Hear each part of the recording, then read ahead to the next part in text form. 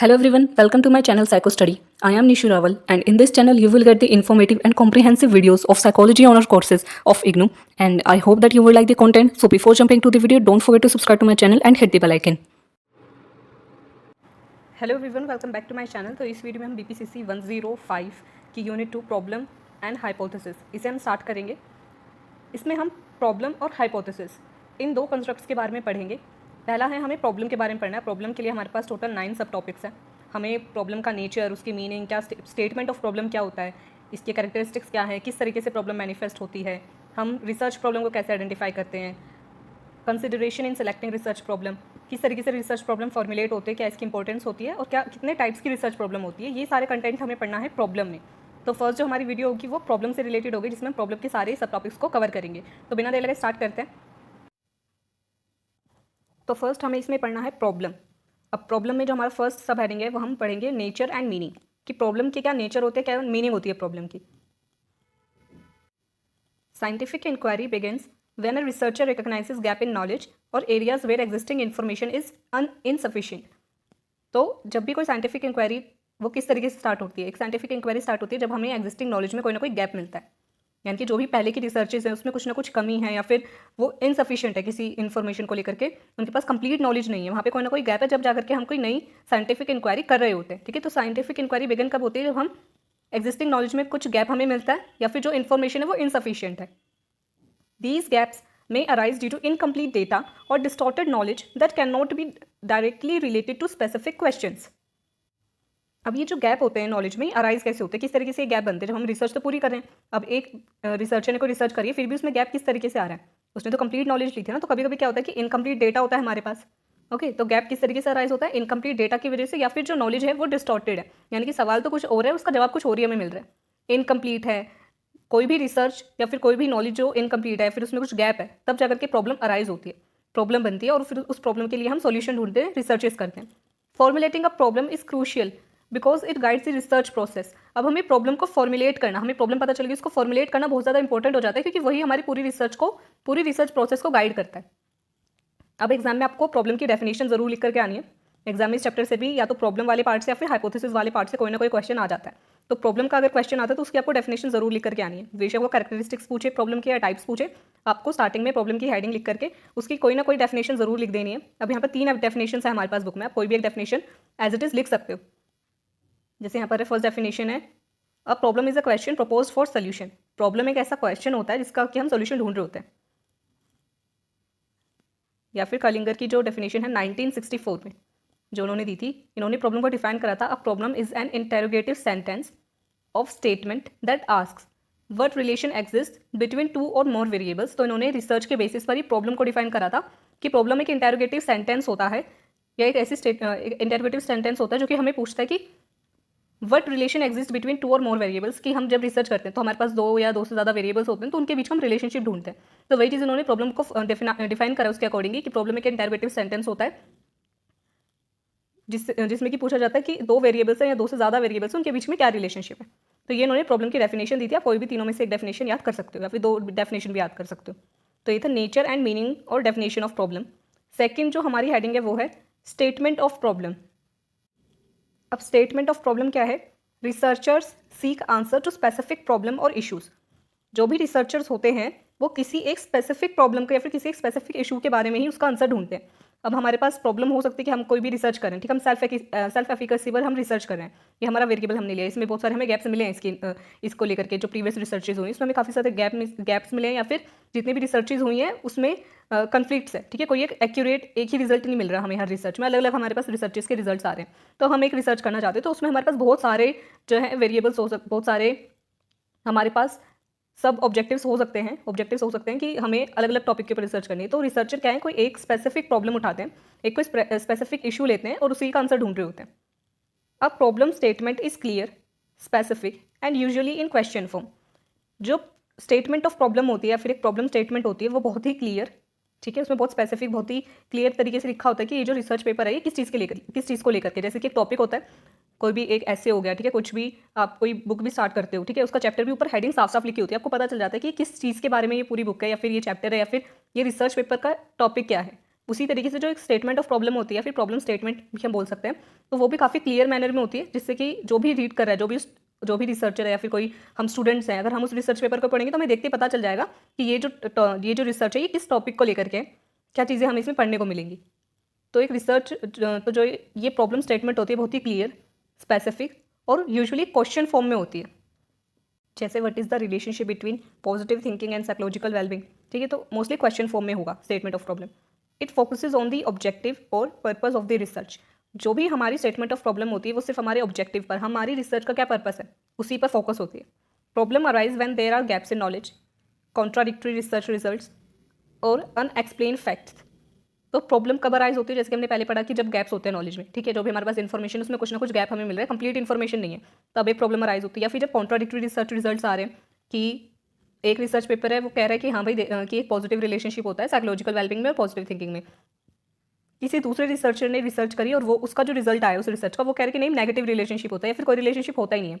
तो अब हमारे पास दो ऑप्शंस है, तो अब यहाँ पर हम क्लियर नहीं जा पा रहे कि कौन सा जो रिसर्च पेपर है वो सही बता रहा है कि रिलेशनशिप है या फिर नहीं है, या फिर पॉजिटिव है या नेगेटिव है। तो वहाँ पर हमें दोबारा से रिसर्च करने की जरूरत पड़ती है। या फिर अनएक्सप्लेन फैक्ट्स कि अब तक कोई ऐसा टॉपिक है जिसकी एक्सप्लेनेशन अभी तक हमें मिली ही नहीं है, तो वहाँ पर एक प्रॉब्लम अराइज होती है और उसको हम साइंटिफिक वहाँ पर इंक्वायरी करते हैं। एग्जाम्पल ऑफ स्टेटमेंट प्रॉब्लम यहाँ पर दिया हुआ है, what is the relationship between work motivation and employee performance.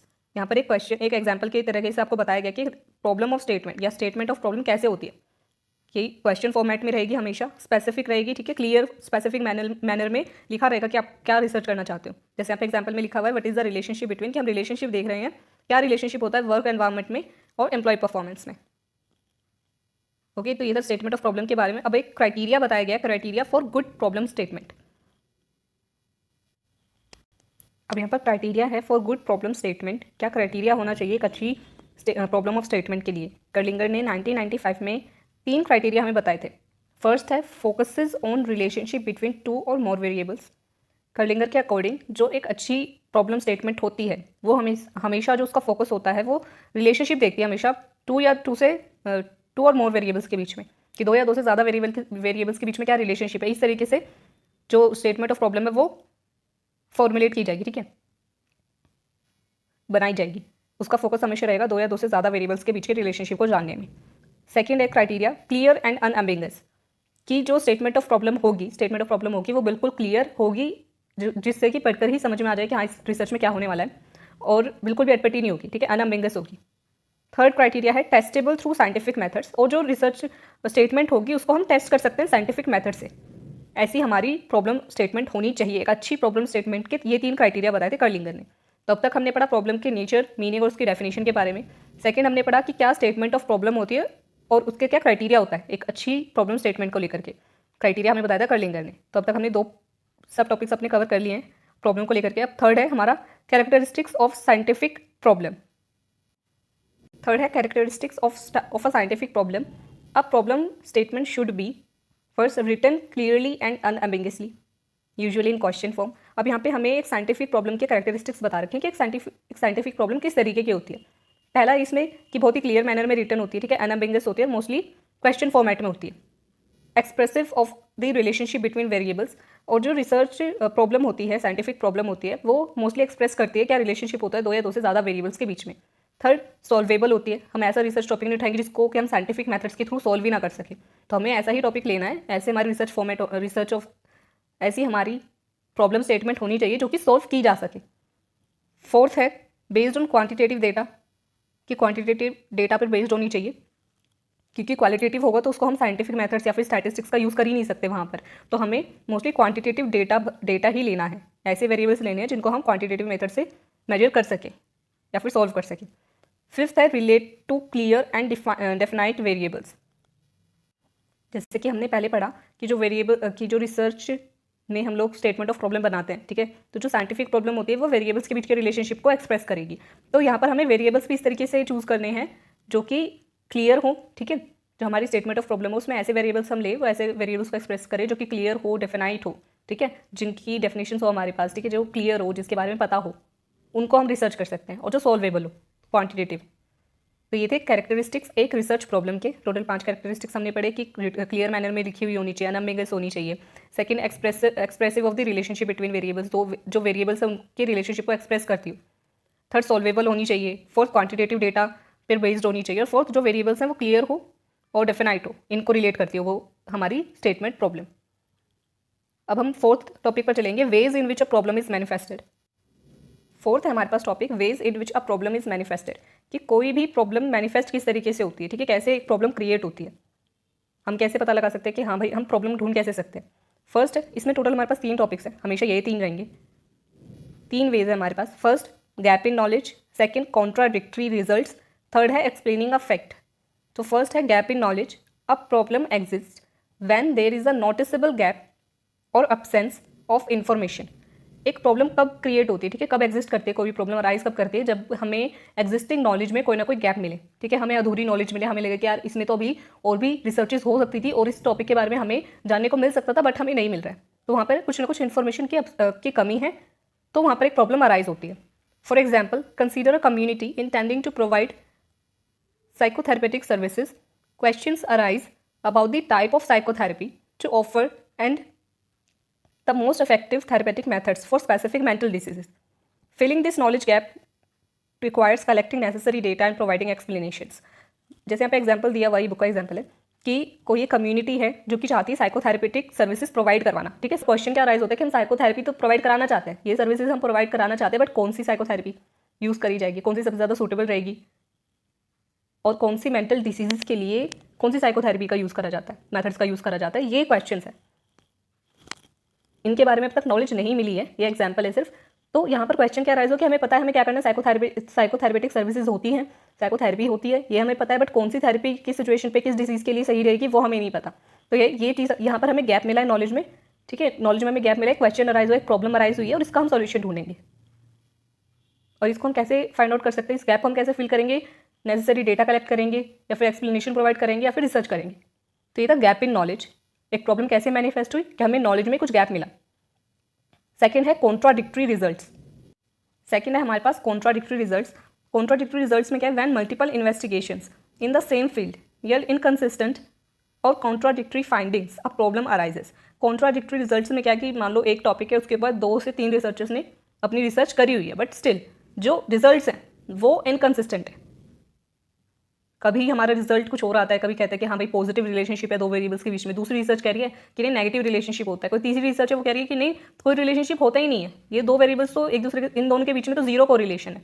तो यहाँ पर क्या होगा कि रिजल्ट्स कॉन्ट्राडिक्टरी हैं, इनकंसिस्टेंट है, बार बार फ्लक्चुएट होते जा रहे हैं, तो हम कहीं किसी एक क्लियर एक मतलब अनअम्बिगस है, कोई भी हमारे पास एक क्लियर सोल्यूशन नहीं है, हम किसी एक रिजल्ट पर नहीं आ रहे, तो वहाँ पर भी हमें और ज़्यादा रिसर्च करने की जरूरत है। यहाँ पर एक प्रॉब्लम अराइज हो जाती है जब कॉन्ट्राडिक्टरी रिजल्ट्स आए।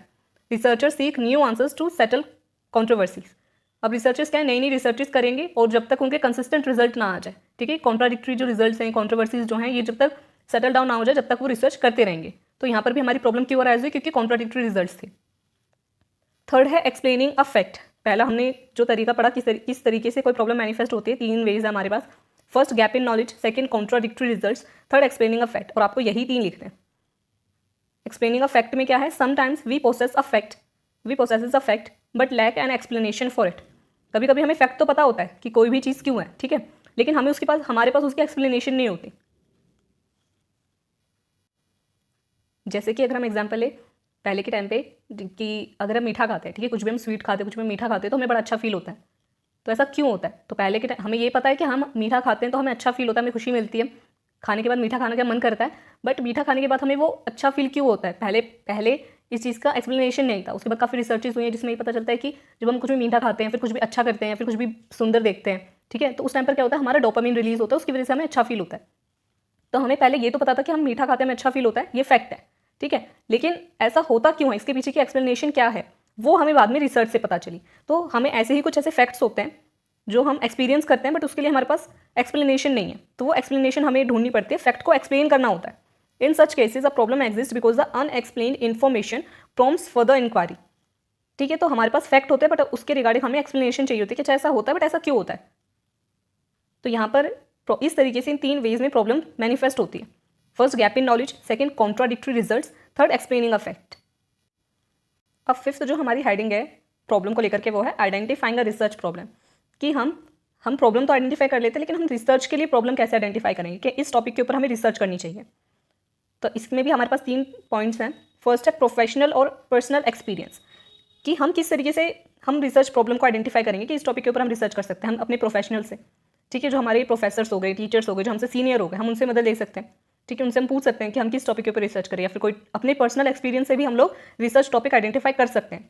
Everyday experiences can lead to problem identification, हम अपनी डे टू डे लाइफ में जो भी एक्सपीरियंसेस करते हैं, जो भी एक्सपीरियंस करते हैं, उसके बेसिस पर भी हम जो अपनी प्रॉब्लम को आइडेंटिफाई कर सकते हैं। सेकंड, रिसर्चर्स में seek solutions to specific problem they encounter. Mostly जो रिसर्चर्स हैं, हम अपनी डे टू डे लाइफ में जब कुछ ना कुछ प्रॉब्लम फेस करते हैं, ठीक है, कुछ ना कुछ हमें काम करने में मुश्किल होती है, तो उसके सॉल्यूशन के लिए हम जो है कुछ ना कुछ रिसर्च करते हैं, उसका ही हम सॉल्यूशन ढूंढते हैं जिसकी वजह से हमें कोई प्रॉब्लम हो रही है। ओके, तो हम अपने पर्सनल एक्सपीरियंस से साथ में अपने किसी प्रोफेशनल से भी मदद ले सकते हैं, कि अपने सीनियर से, अपने जो टीचर्स हैं, प्रोफेसर हैं, उनसे भी हम पूछ सकते हैं अपना रिसर्च प्रॉब्लम आइडेंटिफाई करने के लिए। सेकेंड है existing theory, researchers draw and ideas from other fields, testing establish theories is essential in psychology. तो क्या होता है कि हम जो पुरानी हमारे पास थियरीज हैं, एग्जिस्टिंग थियरीज हैं, हम उनको पढ़ते हैं। ठीक है, जब हम उनको पढ़ते हैं तो उसमें हमें कोई ना कोई गैप मिल जाता है, या फिर हम लोग साइकोलॉजी पढ़ रहे हैं, ठीक है, जो दूसरी फील्ड्स हैं उनके साथ भी साइकोलॉजी का रिलेशनशिप होता है। ये हमने पहले पढ़ा हुआ है फर्स्ट ईयर में, कि कोई भी फील्ड अकेली नहीं होती, एक फील्ड ग्रो करती है, उसकी वजह से दूसरी फील्ड का भी उसके ऊपर इंपैक्ट होता है। अगर साइकोलॉजी ग्रो कर रही है तो उसकी वजह से सोशल साइकोलॉजी, ठीक है, और सोशियोलॉजी और दूसरी जो फील्ड्स हैं वो भी ग्रो करेंगी, और दूसरी फील्ड्स ग्रो करेंगी, उसकी वजह से साइकोलॉजी के ऊपर भी इसका इंपैक्ट होगा। तो हम दूसरी जो फील्ड्स हैं, हम दूसरी फील्ड से भी आइडियाज़ लेते हैं, कि जैसे जो इलेक्ट्रॉनिक्स है या फिर जो एआई है आपके टाइम पे, तो इसका ह्यूमंस के किसी बिहेवियर के ऊपर क्या इंपैक्ट होता है, तो इस टॉपिक के ऊपर हम रिसर्च ढूंढ सकते हैं। जो एग्जिस्टिंग थेरीज हैं उनसे हम जो है आइडियाज़ ले सकते हैं कि अभी और भी क्या फर्दर इन्फॉर्मेशन बची हुई है। ठीक है, इस पूरी रिसर्च पेपर में अभी भी क्या बचा है, क्या गैप्स हैं, वो हमें ढूंढने पड़ते हैं। तो हम एग्जिस्टिंग थेरीज से भी हम लोग अपने रिसर्च आइडिया उठा सकते हैं, रिसर्च प्रॉब्लम हम लोग आइडेंटिफाई कर सकते हैं। साथ में जो पहले की रिसर्चेस हैं उसको भी टेस्ट करना साइकोलॉजी में बहुत ज़्यादा ज़रूरी हो जाता है। जैसे हमने पहले पढ़ा कि कॉन्ट्राडिक्टरी रिजल्ट्स आते हैं। अब कॉन्ट्राडिक्टरी रिजल्ट्स कब आएंगे? जब एक ही टॉपिक के ऊपर एक से ज़्यादा लोग रिसर्च करेंगे, तभी तो कॉन्ट्राडिक्टरी रिजल्ट्स आ सकते हैं ना। अगर एक रिसर्चर ने रिसर्च कर दी अपने टॉपिक के ऊपर और दूसरे हम सब जो दूसरे रिसर्चर्स हैं वो बैठ के देख रहे हैं, अच्छा इसने तो रिसर्च कर दी, अब हम इस टॉपिक के ऊपर रिसर्च क्यों करें? अगर वो ऐसा सोचते तो कॉन्ट्राडिक्टरी रिजल्ट्स कभी आते नहीं। एक रिसर्च टॉपिक के ऊपर एक ही रिसर्च हमें मिलती है, एक ही पेपर मिलता। तो वहाँ पर क्या है, जो एग्जिस्टिंग थियरी है उनको टेस्ट करना कि क्या ये वैलिड है, क्या ये जो रिजल्ट्स आ रहे हैं कंसिस्टेंट है, क्या मैं जब इसी टॉपिक के ऊपर, इसी वेरिएबल के ऊपर और इसी पॉपुलेशन के ऊपर रिसर्च करूँ तो क्या मेरे भी सेम रिजल्ट्स आएंगे। अगर ये रिसर्च पेपर बोल रहा है, कोई एक रिसर्च पेपर है वो कह रहा है कि भाई 2 वेरिएबल्स हैं उनके बीच में पॉजिटिव रिलेशनशिप है, तो वो तो फैक्ट होना चाहिए ना कि मैं भी अपनी पॉपुलेशन पे कर रहा हूँ, तो क्या सच में पॉजिटिव रिलेशनशिप है या नेगेटिव आ रहा है। तो एग्जिस्टिंग जो थियरीज है उसके ऊपर भी रिसर्च करना काफ़ी ज़्यादा इंपॉर्टेंट हो जाता है, एसेंशियल हो जाता है साइकोलॉजी में। तो पहला जो हम किस तरीके से अपनी रिसर्च प्रॉब्लम को आइडेंटिफाई कर सकते हैं, पहला अपने प्रोफेशनल या फिर पर्सनल एक्सपीरियंसेस से ढूंढ करके, ठीक है, अपने प्रोफेशनल से मदद ले सकते हैं या फिर पर्सनल एक्सपीरियंसेस से। सेकंड, हम एग्जिस्टिंग थेरीज का हम यूज़ कर सकते हैं, एग्जिस्टिंग थेरीज को पढ़ करके हम लोग अपनी रिसर्च ढूंढ सकते हैं। थर्ड है review of related literature and media. Review of literature बहुत इंपॉर्टेंट हो जाता है। जब हम लोग रिसर्च करते हैं हमें पूरा एक पेज अपना लिखना पड़ता है रिव्यू ऑफ लिटरेचर, कि हमने अपना रिसर्च टॉपिक स्टार्ट करने से पहले कितने रिसर्च पेपर्स रिव्यू करे हैं, कि कहीं जो मैं रिसर्च टॉपिक ढूंढ रही हूँ अपना, ठीक है, जो मैंने सिलेक्ट करा है, क्या उसके ऊपर पहले बहुत सारी रिसर्चेस हो चुकी हैं और उसमें क्या अभी भी कुछ बचा था रिसर्च करने के लिए जो मैंने ये टॉपिक उठाया, या फिर उसके रिगार्डिंग सारी इन्फॉर्मेशन आ चुकी है, कोई गैप बचा ही नहीं है। तो अगर मान लो मैंने एक रिसर्च टॉपिक उठाया है और उसके लिए मैंने पुराने जितने भी रिसर्च पेपर्स थे वो सारे मैंने रिव्यू नहीं करे, और मैंने जो टॉपिक उठाया कि भाई पॉजिटिव थिंकिंग और साइकोलॉजिकल वेलबींग के बीच में पॉजिटिव रिलेशनशिप होता है, और ये मेरा रिजल्ट मैंने प्रूव भी कर दिया, लेकिन क्या मेरी रिसर्च इतनी वैलिड है? यही रिसर्च तो पहले भी हो चुकी है, तो मैंने नया क्या करा है, तो वो रिसर्च नहीं मानी जाएगी ना। क्योंकि रिसर्च का मतलब क्या होता है कि सर्च मीन्स ढूंढना, रिसर्च मीन्स आप दोबारा से कुछ ढूंढ रहे हो क्योंकि पहले कुछ कमी थी।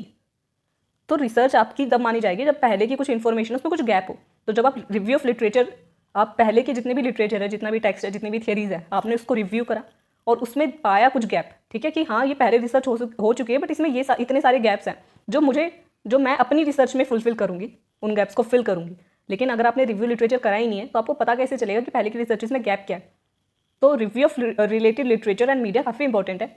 लिटरेचर सोर्सेज हो सकते हैं, हमारे पास बुक्स हो सकती है, जर्नल्स हो सकते हैं, इंसाइक्लोपीडियाज हो सकते हैं, या हम सोशल जो प्लेटफॉर्म्स हैं उन सब से, जैसे गूगल स्कॉलर है, ठीक है, वहाँ पर बहुत सारे रिसर्च पेपर्स हमें मिलते हैं जो वैलिड होते हैं काफ़ी, ठीक है, तो उनको हम रिव्यू करना पड़ता है हमको। गैप्स इन इन्फॉर्मेशन और unresolved issues can inspire research topics. जब आप उन पहले की थेरीज को रिव्यू करोगे ठीक है, तो उससे आपको कुछ ना कुछ गैप मिलेगा उसमें, और उसके रिगार्डिंग आप अपना टॉपिक बना सकते हो, सिलेक्ट कर सकते हो। तो ये था हमारे पास कि हम अपनी रिसर्च प्रॉब्लम को किस तरीके से आइडेंटिफाई करें। हमारे पास 3 तरीके हैं, ठीक है। हम अपने प्रोफेशनल से मदद ले सकते हैं, पर्सनल एक्सपीरियंस के थ्रू भी हम अपना रिसर्च टॉपिक आइडेंटिफाई कर सकते हैं, बट उसके बाद भी हमें रिव्यू लिटरेचर करना पड़ेगा। सेकेंड है एग्जिस्टिंग थ्योरी को आपको पढ़ना पड़ेगा।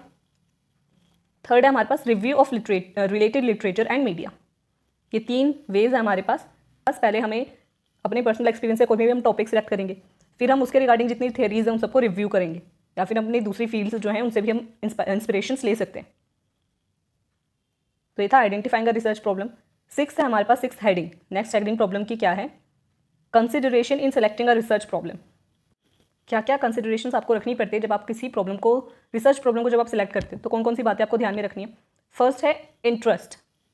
Choose a topic that genuinely interest you, कि आपको वही टॉपिक सिलेक्ट करना है जिसमें आपका इंटरेस्ट हो। ऐसा बोरिंग सा टॉपिक मत उठाना कि आप बीच में रिसर्च छोड़ दो, या फिर आपको उसमें मन ही ना लगे तो आप मोस्टली उसमें गलतियां कर दोगे। तो आप ऐसा ही टॉपिक सिलेक्ट करो जिसमें आपका इंटरेस्ट बनता हो। सेकेंड है हमारे पास मैग्नीट्यूड। मैग्नीट्यूड क्या? Consider the significance and impact of the problem, कि आपको ऐसी प्रॉब्लम, ऐसा ही स्टेटमेंट, रिसर्च प्रॉब्लम सिलेक्ट करनी है जो कि काफ़ी इंपैक्टफुल हो, काफ़ी इंपॉर्टेंट हो, उससे कुछ ना कुछ बेनिफिट हो सोसाइटी को, ठीक है। तो ऐसी प्रॉब्लम को सिलेक्ट करनी है। थर्ड है measurement and clarity, ensure clear definitions and measurable concepts, कि आपको ऐसे कंसेप्ट्स उठाने हैं, ठीक है, ऐसे टॉपिक सिलेक्ट करना है जिसको कि आप अच्छे से डिफाइन कर सको, क्लियरली डिफाइन कर सको, और जो कि मेजरेबल भी हो। जैसे कि हमने 101 में, यूनिट 1 में पढ़ा था कि साइकोलॉजी साइंस क्यों है, क्योंकि इसकी हमारे पास ऑब्जर्वेबल डेफिनेशंस है, ठीक है, हम कंसेप्ट्स को मेजर कर सकते हैं। ये 2 मेन हमने साइंस के प्रिंसिपल्स पढ़े थे कि हम साइंस में भी क्या होता है कि ऑब्जर्वेबल डेफिनेशंस होती हैं, ठीक है, कंसेप्ट्स की डेफिनेशंस होती है हमारे पास। हम अगर बोलें वेलोसिटी, स्पीड, ठीक है, और बायोडाइवर्सिटी, ये सारे जो कंसेप्ट्स हैं, ठीक है, इनको हम मेजर भी कर सकते हैं, साथ में इसकी डेफिनेशंस भी हैं, प्रॉपर डेफिनेशन भी है हमारे पास। वैसे साइकोलॉजी में भी जो हमारे पास कंस्ट्रक्ट्स होते हैं, कंसेप्ट्स होते हैं, उनकी डेफिनेशन है हमारे पास प्रॉपर, और उनको हम मेजर भी कर सकते हैं। मोस्टली जो कंसेप्ट्स उनको मेजर कर सकते हैं। तो हमें जब प्रॉब्लम हम सिलेक्ट करें, अपनी रिसर्च प्रॉब्लम को जब हम सिलेक्ट करें, तो हमें ऐसे कंसेप्ट्स को सिलेक्ट करना है जो कि क्लियरली हम जिसको डिफाइन कर सकें और जो मेजरेबल भी हों, ठीक है, जिनको मेजर कर सके अपने वेरिएबल्स को। नेक्स्ट है इसमें level of expertise. Level of expertise, select a problem with in your expertise. आप ऐसी प्रॉब्लम को सिलेक्ट करो जिसके बारे में आपको नॉलेज हो, ठीक है, जिसकी आपको एक्सपर्टीज हो। आप ऐसी प्रॉब्लम सिलेक्ट कर रहे हो कि आप अभी ग्रेजुएशन में हो, और आप जो है टॉपिक ऐसे सिलेक्ट कर रहे हो जो PhD लेवल के हैं, तो वहाँ पर आपको इतनी नॉलेज ही नहीं होगी, आपको इतनी इन्फॉर्मेशन ही नहीं होगी उसके बारे में, और आपका पूरा टाइम वेस्ट हो जाएगा, आप रिसर्च नहीं कर पाओगे, क्योंकि आपने टॉपिक ऐसा सिलेक्ट कर लिया, आपने रिसर्च प्रॉब्लम ऐसी बना ली, ऐसा सिलेक्ट कर लिया टॉपिक जो कि आपको PhD लेवल पर जाकर के आप उसे कर सकते थे उस रिसर्च को, बट वो आपने अपनी ग्रेजुएशन लेवल पे कर ली। तो आपको टॉपिक ऐसा सिलेक्ट करना है कि जो आपकी एक्सपर्टीज़ के अंदर आता हो। आप अगर अपनी ग्रेजुएशन कर रहे हो अभी, तो उस लेवल का आपको अपना रिसर्च टॉपिक सिलेक्ट करना है, ताकि आपको उसके बारे में नॉलेज सही हो, अच्छी नॉलेज हो, और आप उसको अच्छे से रिसर्च को कंप्लीट कर सको। नेक्स्ट है relevance, address issues relevant to the field. आप अगर साइकोलॉजिस्ट हो, ठीक है, आप अभी साइकोलॉजी की पढ़ाई कर रहे हो और आपको अपनी रिसर्च करनी पड़ेगी, आपको 3rd ईयर में रिसर्च करनी भी पड़ेगी, ठीक है, डिसर्टेशन बनानी पड़ेगी, तो आप ऐसा टॉपिक नहीं सिलेक्ट करोगे जो साइकोलॉजी से, जिसका कोई रिश्ता नाता ही नहीं है, ठीक है, कोई रिलेशनशिप नहीं है उसका साइकोलॉजी से, कि आप रिसर्च टॉपिक उठा रहे हो अपना, कि आप लोग रिसर्च कर रहे हो कि पर्टिकुलर किसी डाइट का, ठीक है, किसी एक पर्टिकुलर डाइट का आपके हेयर फॉल पर या फिर स्किन पर क्या इफेक्ट होता है, तो वो साइकोलॉजी से रिलेटेड नहीं है, ठीक है। तो आप जिस पर्टिकुलर फील्ड से आप बिलोंग करते हो, ठीक है, जिस चीज़ की आप पढ़ाई कर रहे हो, आपको उसी से रिलेटेड रिसर्चेस करनी है। अगर आप साइकोलॉजी पढ़ रहे हो तो आपको साइकोलॉजी के ही वेरिएबल्स आपको उठाने पड़ेंगे, कि किसी खाने का आपके बिहेवियर पे क्या इम्पैक्ट होता है, ठीक है, ये आपका रिसर्च टॉपिक हो सकता है, बट आपको रिसर्च टॉपिक आपकी ही फील्ड से लेने, जो आपकी फील्ड से रेलिवेंट हो, ठीक है। नेक्स्ट है availability of data and show data availability, कि जब आप रिसर्च कर रहे हो आपको ये देखना है कि भाई जो डेटा है वो आपके पास है या नहीं। आप अगर जो पॉपुलेशन है वो आपके पास है या नहीं है, या आप रिसर्च कर रहे हो कि कोरियंस जो हैं वो इंडियन फूड को पसंद करते नहीं करते, ओके, तो आपको उसके लिए कोरियन पॉपुलेशन चाहिए। आप इंडिया में रह रहे हो, आप कोरियंस के पास कैसे जा सकते हो? या तो आप ऑनलाइन सर्वे कर सकते हो, बट वो मेक श्योर आपको करना पड़ेगा कि जो भी आपका रिसर्च पेपर फिल करे वो कोरियंस ही हो। तो आपको ये मेक श्योर करना है कि आपके पास डेटा अवेलेबल हो। अगर आप अडल्ट के ऊपर या फिर 70+ लोगों के ऊपर, ठीक है, जो जिनकी एज 70 से ऊपर है, ये आपने पॉपुलेशन अपनी बना ली कि भाई इनके ऊपर मैं कोई रिसर्च करना चाहता हूँ, इनके बिहेवियर के ऊपर मैं रिसर्च करना चाहता हूँ, ठीक है। तो आपको ये देखना पड़ेगा कि क्या आपके आसपास जिधर भी आप रिसर्च करना चाह रहे हो, क्या इतनी पॉपुलेशन आपके पास है, इतना सैंपल आप उठा लोगे कि आपको 70+ लोग आपको सारे मिल जाएंगे, या आपके पास आपके एरिया में जिधर भी आप रह रहे हो वहाँ पर आपका एक्सेस है उन लोगों तक जो कि 70+ है।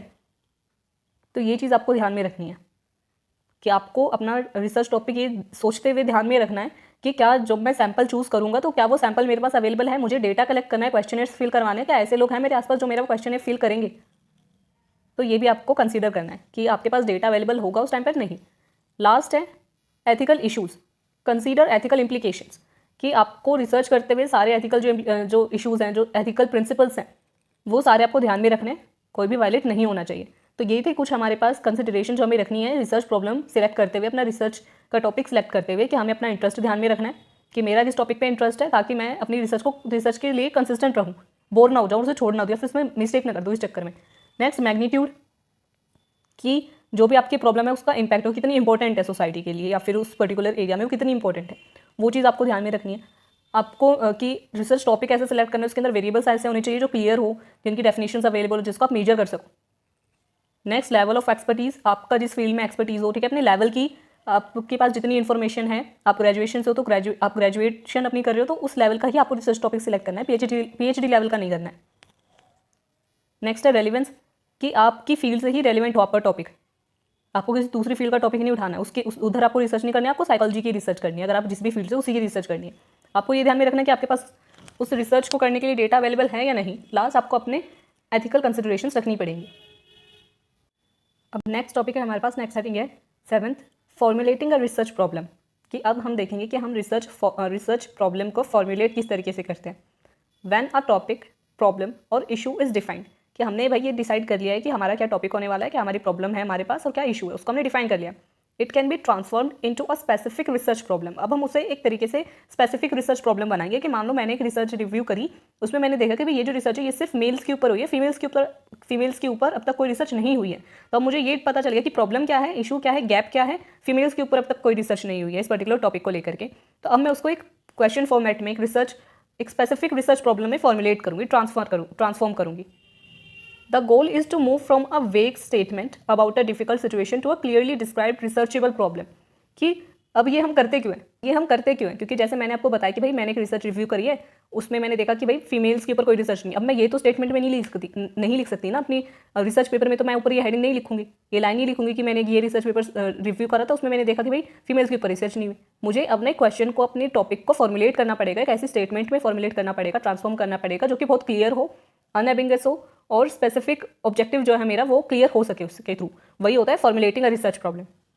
और इसका मेन गोल यही होता है कि एक वेग स्टेटमेंट को, एक डिफिकल्ट जो एक मेन अजीब सी स्टेटमेंट है, ठीक है, जैसे मैंने अभी जो स्टेटमेंट बोली वो इतनी क्लियर नहीं थी, इतनी प्रोफेशनल नहीं थी, मैं सिर्फ आपको समझाने के लिए बता रही हूँ, बट मैं किसी रिसर्च पेपर में ये बात नहीं लिख सकती, ये हेडिंग नहीं लिख सकती, ये टॉपिक नहीं बना सकती, तो मुझे एक क्लियर स्टेटमेंट में उसे कन्वर्ट करना पड़ेगा।